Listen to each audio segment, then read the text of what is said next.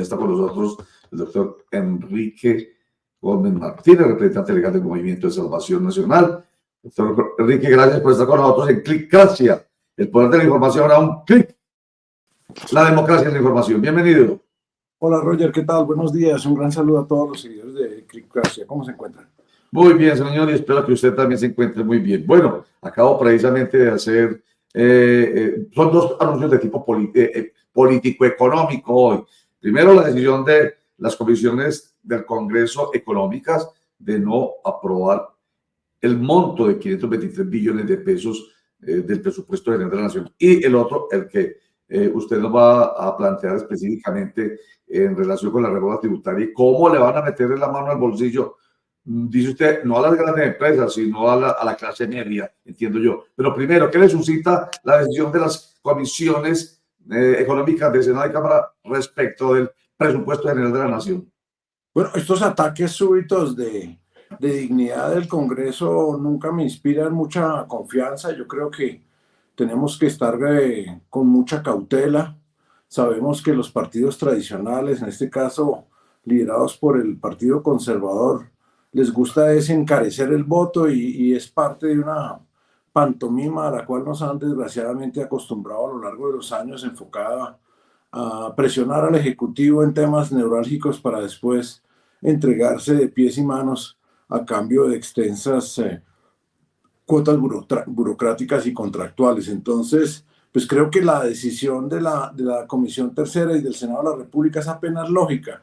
El presupuesto de los borrachos, la cultura de siempre aumentar significativamente el gasto del Estado. Entreguémosle más dinero a los políticos con esa falsa promesa de que ellos sí van a resolver la desigualdad, la inoperancia del Estado, la falta de justicia y seguridad. Y todos sabemos que es una falsa promesa porque tenemos año tras año la constancia de que el Estado colombiano cada vez gasta más, gasta peor, aumenta la corrupción y se llena de corbatas, de nóminas paralelas y de contratos indebidos. Entonces, pues hay que andar con cautela, es un buen paso. Pedirle, exigirle al Ministerio de Hacienda que por lo menos le cuadren las cuentas. El gobierno ha reconocido que presentó el presupuesto sin poderlo financiar, violando la regla fiscal, generando desconfianza en el sector financiero nacional e internacional y obviamente a la expectativa de una nueva tributaria con ese eufemismo de ley de financiación. No, esto es la alcabala, el impuesto que, como usted decía, Roger, es la solución del facilismo político, del clientelismo, y es poner a la ciudadanía a pagar, en este caso a las personas naturales, el desmonte del régimen simplificado, que era una alternativa para la formalización que el gobierno en su proyecto dice que fracasó porque solo generó el 45% de empresas nuevas. A mí me parece que fue un logro importante, y para empresarios pequeños simplificaba y hacía predecible el tributo de renta que tenían que causar. Todo ese régimen desaparece para introducir una tarifa del 27%, pero con todas las complejidades que hoy está teniendo cualquier declarante, persona natural o jurídica, para documentar sus deducciones, sus costos, y para generar más carga y más trabajo para el contribuyente. Esa es la premisa de este gobierno alcabalero, Roger. El patronato, doctor Enrique Gómez Martínez, ¿a qué se refiere cuando usted dice el patronato? Los cacaos, los grandes grupos y conglomerados económicos que se la pasan a manteles con cualquiera que esté ocupando la Casa de Nariño, y que en este caso, en el caso específico de Gustavo Petro, pues no han tenido ninguna vergüenza en ir y proteger sus intereses, en ir y mantener sus rentas atadas. Y obviamente la reforma tributaria no los toca en lo esencial, que son las deducciones. El informe de la OCDE, Roger, que contrató la administración Duque sobre eficiencia fiscal, habla de 240 exenciones, deducciones y exclusiones, todas diseñadas a la medida de los grandes grupos económicos. El que tiene entrada a Palacio, el que se sienta con Laura Sarabia o la que la ocupaba ese mismo cargo en gobiernos anteriores, siempre tiene la manera de pasar de agache. Y en cambio el empresario del común, el empresario que es el que genera el 90% del empleo en Colombia, no tiene ese acceso y es lo que yo llamo el capitalismo de amigos. Ninguna de esas deducciones de los grandes grupos económicos en el sector financiero, en el consumo masivo, en el transporte de gas, en la energía, en todas esas grandes áreas, este gobierno que se dice revolucionario y amigo de la igualdad y de lo social, eso sí a los cacaos no nos toca. Ese es el patronato y como lo vimos con Armitage Antier saliendo con una sonrisa de 1000 dientes en la boca, estaba feliz porque le van a dar lo que él quiere, proteccionismo, así sea a costa de mayores costos en la construcción de vivienda en el país y así funcionan casi todos nuestros grandes conglomerados que quieren capitalismo para ellos y restringir la competencia en el capitalismo popular. Oiga, pero entonces, a ver, doctor Enrique Gómez, estamos hablando de Gustavo Petro, porque es que se supone que es el enemigo de los grandes grupos económicos, el parecido a Maduro, el que va a cerrar las grandes empresas. Entonces, no parece que estuviéramos hablando de ese Gustavo Petro del que habla la oposición aquí, cuando usted habla del amigo del patronato. Pues es que si usted revisa, y usted puso el ejemplo de Venezuela, quien apalancó y atornilló a Chávez en el poder fueron los grandes grupos económicos venezolanos. No es como se dice ligeramente y desconociendo el proceso histórico, los miembros de la oposición, quienes se ponen y quitan presidentes y sobre todo los manipulan como títeres y marionetas, son los grandes grupos económicos. Y a los grupos económicos les encanta el socialismo porque el socialismo es la disculpa perfecta porque impide la competencia, es ese socialismo paternalista que Gustavo Petro solo continúa en este país y que ha existido durante tanto tiempo, el que nos dice a nosotros los ciudadanos que no tenemos derecho a una bolsa de valores donde puedan cotizar nuestras empresas porque somos demasiado ignorantes, que es mejor que se cierre la bolsa como en efecto ha sucedido en el país donde ya hay menos de 10 acciones que tienen algún tipo de bursatilidad o transabilidad en la bolsa y eso que si usted a la bolsa de Colombia le saca Ecopetrol, prácticamente no queda nada. Los grupos económicos fueron comprando nuestras grandes empresas y las fueron sacando de la bolsa porque ellos no quieren que la gente invierta, no quieren socios. Los plutorricos no les interesa tener socios y no les interesa tampoco tener competidores. Por eso es tan difícil hoy colocar deuda para una empresa mediana que quiere crecer en la Bolsa de Colombia es casi imposible y eso es fruto de una mezcla entre paternalismo socialista y obviamente amiguismo empresarial. Y claro que Gustavo Petro fue financiado y elegido con la plata de todos los grupos económicos. Miren nomás las cifras astronómicas que cada uno de los grandes grupos le dieron para elegirlo, para comprar ese etiquete, que es el que le garantiza a usted que en 2 reformas tributarias solo le caen al sector económico más estratégico de Colombia, que es el sector minero energético, mientras que los grandes cacaos pasan de agache y nadie se atreve a mirar en detalle cómo son esos regímenes especiales tributarios. De eso no hay nada en la reforma de Gustavo Petro y Gustavo Petro cuenta con los grupos económicos para mantenerlo en el poder. Doctor Enrique, un saludo muy especial. Acá la pregunta es entonces, ¿cómo debe plantear el gobierno nacional o cómo mejor debe afrontar esta falta de consenso en torno al presupuesto si las comisiones económicas no llegan a un acuerdo antes del 15 de septiembre, tomando como referencia que de no ser aprobado, pues el gobierno podría optar por expedir este presupuesto vía decreto? ¿Cómo se debe afrontar entonces por parte del gobierno nacional esta falta de consenso, doctor Enrique? Oscar, dejando de ser irresponsable, el presupuesto nacional ha crecido más del 40% en términos reales en los últimos 3 años y nos siguen diciendo que no les alcanza. Nos siguen diciendo eso cuando tienen, según el mismo presidente del Senado, cerca de 50 billones de pesos en las entidades financieras. Adivinen, en las fiducias, ¿quiénes son los dueños de las fiducias? En estos grupos económicos y el gobierno se atreve a decir que necesitan más dinero. Entonces yo creo que hay que sentar en cabeza, hay que abrir ese debate. ¿Quién dijo que el presupuesto nacional tiene que crecer todos los años? Yo soy de los convencidos de que usted puede arrancar quitándole, peluqueándole a eso el 10% de lo que está ahí en gastos de funcionamiento, nóminas paralelas, gastos superfluos, consultorías, asesorías, publicidades y cierra, el presupuesto cierra sin necesidad de más impuestos.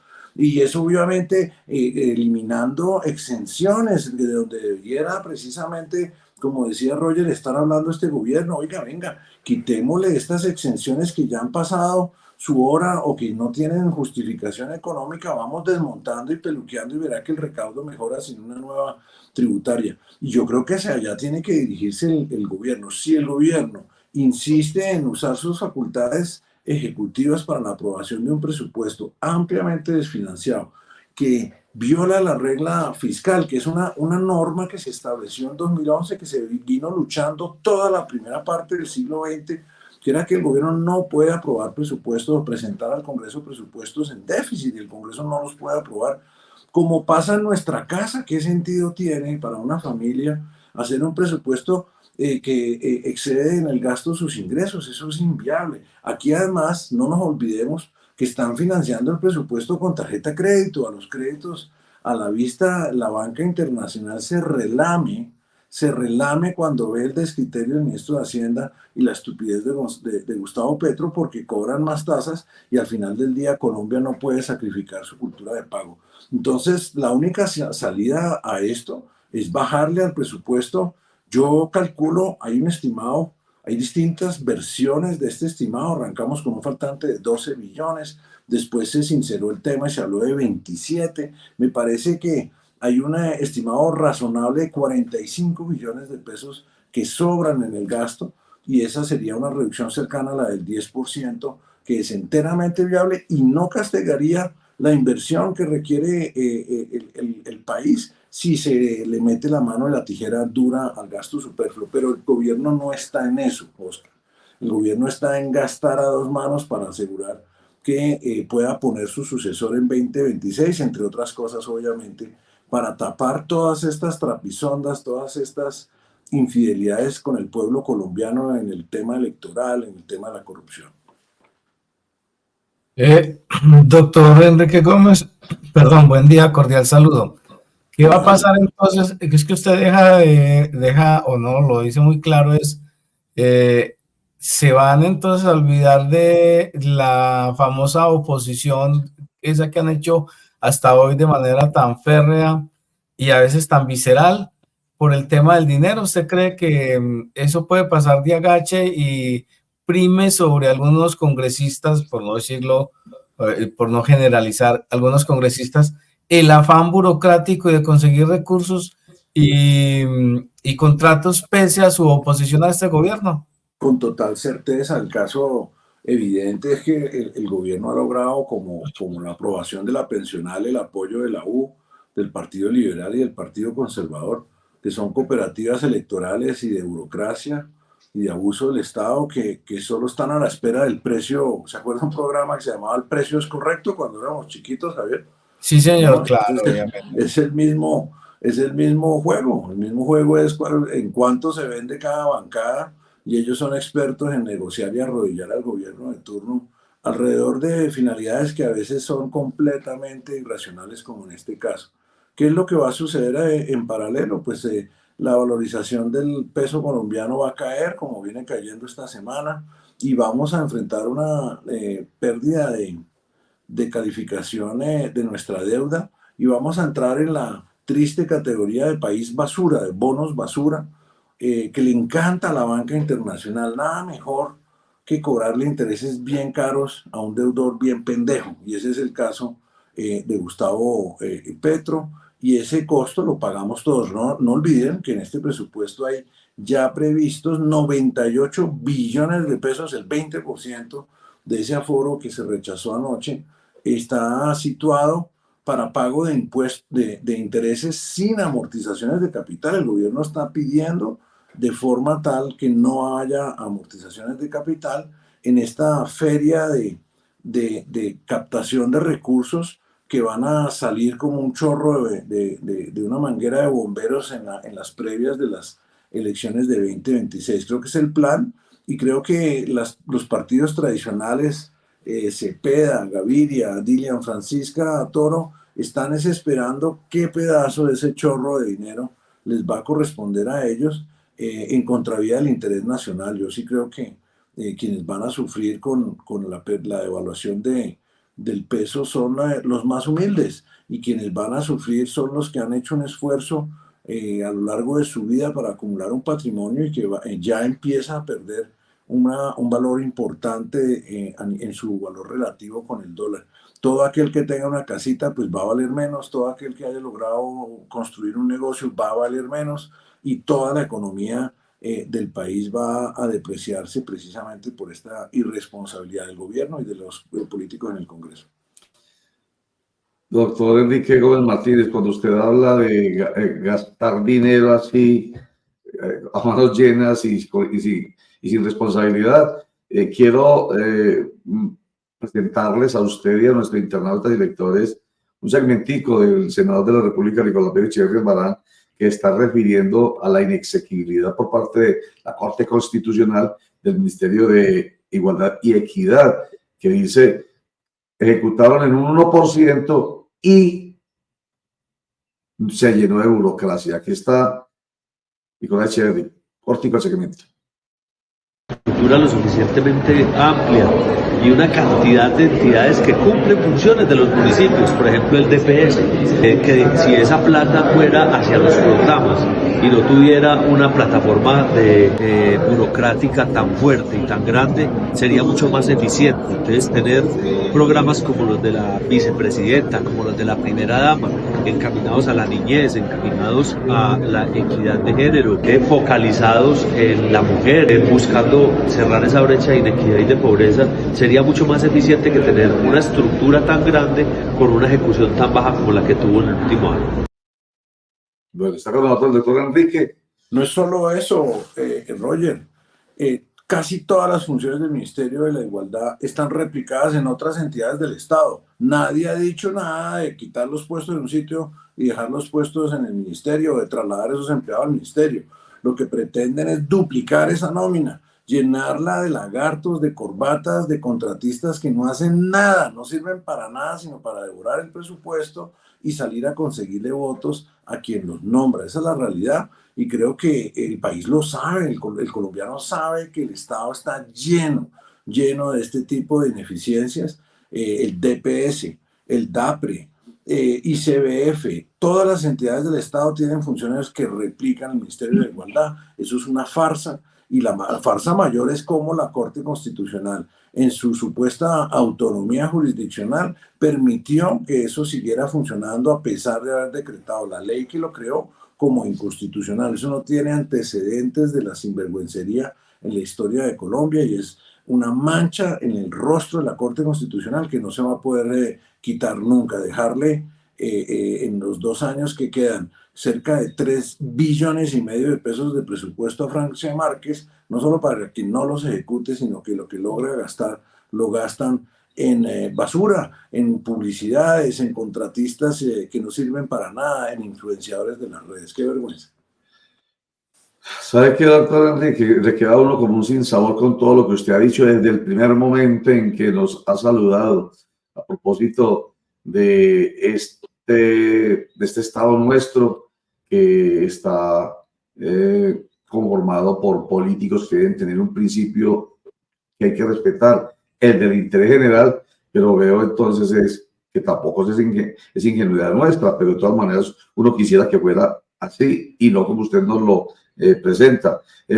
2 años que faltan para las elecciones del 2026, pensando en ellos, pensando en proselitismo, pensando en cómo van a ganar, cómo van a lograr réditos políticos en las congresionales y en las presidenciales del año 2026. Mejor dicho, no van a pensar en el país y en el interés general durante este tiempo, sino en ese interés proselitista.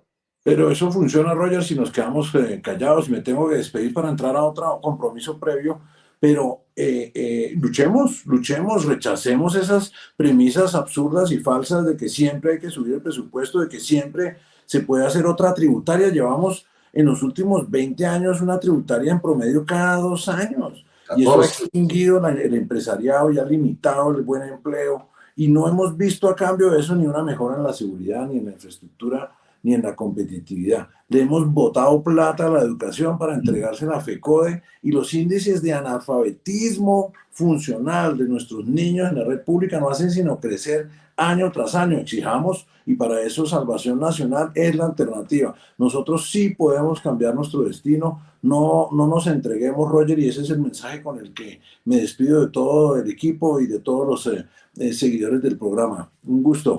Gracias, doctor Enrique Gómez Martínez, el representante legal de Salvación Nacional, el movimiento que él está liderando y que por supuesto va a participar también en las próximas contiendas electorales. Pero me parece muy importante, primero, que nos dé, digamos, desde su punto de vista, claridad respecto de lo que está pasando con estos temas económico-políticos, como los presenté, y que no nos quedemos callados. Ojalá a nivel nacional, a nivel departamental y a nivel local, allá en su municipio, allá en su distrito, en su departamento. Hombre, hay que mirar a nuestros gobernantes y a nuestros corporados y ver cómo están actuando para no quedarnos callados.